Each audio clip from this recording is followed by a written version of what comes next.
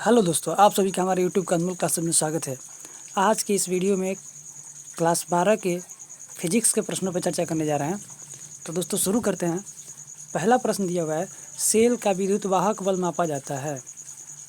तो इसके लिए हमारे सामने 4 ऑप्शन दिया है, वोल्ट मीटर द्वारा, अमीटर द्वारा, गैल्वेनोमीटर द्वारा कि विभवमापी द्वारा। तो इस प्रश्न का आंसर जो होगा विभवमापी द्वारा मापा जाता है सेल का विद्युत वाहक बल, इसीलिए ऑप्शन इसका डी सही होगा। अगर इस प्रश्न से रिलेटेड एक्स्ट्रा फैक्ट की बात करें तो वोल्ट मीटर द्वारा विद्युत विभव को मापा जाता है, विद्युत विभव को। अमीटर द्वारा विद्युत धारा को मापा जाता है। जी तो अब अगला प्रश्न देखते हैं हम। अगला प्रश्न कुछ इस तरह का है, आदर्श वोल्ट मीटर का प्रतिरोधक होता है। तो आदर्श वोल्ट मीटर का प्रतिरोधक जो होता है वो अनंत होता है, इसीलिए ऑप्शन इसका बी सही होगा। अगला प्रश्न देखते हैं हम लोग। जी हाँ, तो अगला प्रश्न दिया हुआ है, सैथिल्स प्रदर्शित करते हैं। तो सैथिल्स प्रदर्शित करते हैं लौह चुंबकीय पदार्थ के रूप में, इसलिए ऑप्शन इसका सी सही होगा। अगला प्रश्न देखते हैं हम। जी हाँ, अगला प्रश्न दिया हुआ है कि विद्युत चुंबकीय प्रेरण का आविष्कारक कौन था।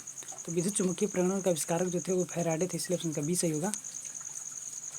और यहाँ से अगर बात कर ले एक्स्ट्रा फैक्ट की, तो लेंज जो था ना, तो लेंज ऊर्जा संरक्षक सिद्धांत दिया था, ऊर्जा संबंधित इन्होंने सिद्धांत दिया था फ्लेमिंग ने। फ्लेमिंग का आप तो पढ़े होंगे, बाएं हस्त का नियम जो था इसी ने दिया था।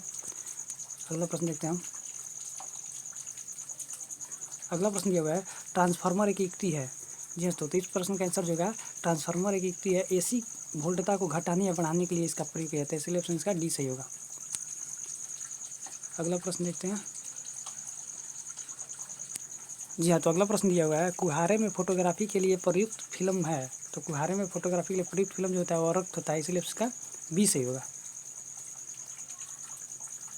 अगला प्रश्न दिया हुआ है, एक माध्यम से दूसरे माध्यम में प्रकाश की किरणें जाने पर मुड़ जाती है, क्यों? उसका रीजन क्या है? तो उसका रीजन ये है कि अपवर्तन होता है, इसलिए इसका ऑप्शन सी सही होगा।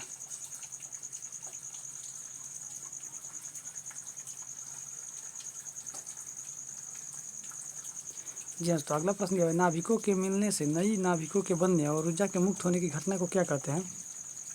तो नाभिकीय संलयन कहते हैं, इसलिए ऑप्शन इसका ए सही होगा।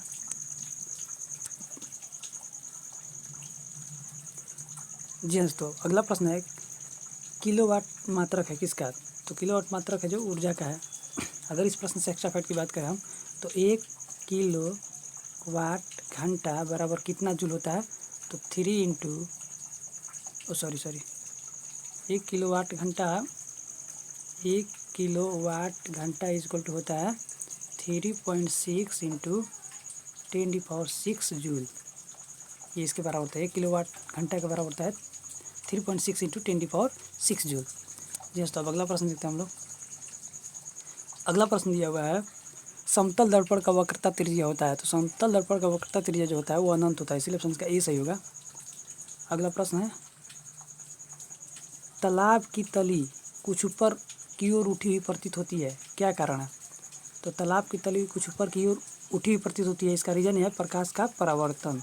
सॉरी दोस्तों, यहाँ पे परिवर्तन हो गया है, परावर्तन इसका परावर्तन है, प्रकाश के परावर्तन। जी तो अब अगला प्रश्न देखते हैं हम लोग। अगला प्रश्न दिया हुआ है, आवेश का एसआई मात्रक होता है। तो आवेश का एसआई मात्रक जो होता है वो होता है कूलम, जो कि ऑप्शन ए में है। अगर इस प्रश्न से रिलेटेड एक्स्ट्रा फैक्ट की बात कर लेते हैं, एम्पियर द्वारा क्या मापता है? विद्युत धारा को मापा जाता है, धारा को मापा जाता है, करंट को मापा जाता है। न्यूटन द्वारा क्या मापा जाता है? तो बल को मापा जाता है। जूल किसको मापता है? तो कार्य को मापता है, कार्य को जूल में मापा जाता है। अगला प्रश्न देखते हैं हम लोग। जी हाँ, तो अगला प्रश्न दिया हुआ है, कोण का मात्रक होता है। तो कोण को हम लोग रेडियन में मापते हैं, इसीलिए ऑप्शन इसका सी सही होगा। अगर इस प्रश्न से रिलेटेड अगर एक्स्ट्रा फैक्ट की बात कर ले, तो न्यूटन जो है किसको मापता है? वो बल को मापता है, अभी हम चर्चा की इस पर। केल्विन किसको मापता है? तो ताप को मापता है। ओम किसको मापता है? तो प्रतिरोध को मापता है। जी हाँ, तो अब अगला प्रश्न देखते हैं हम लोग।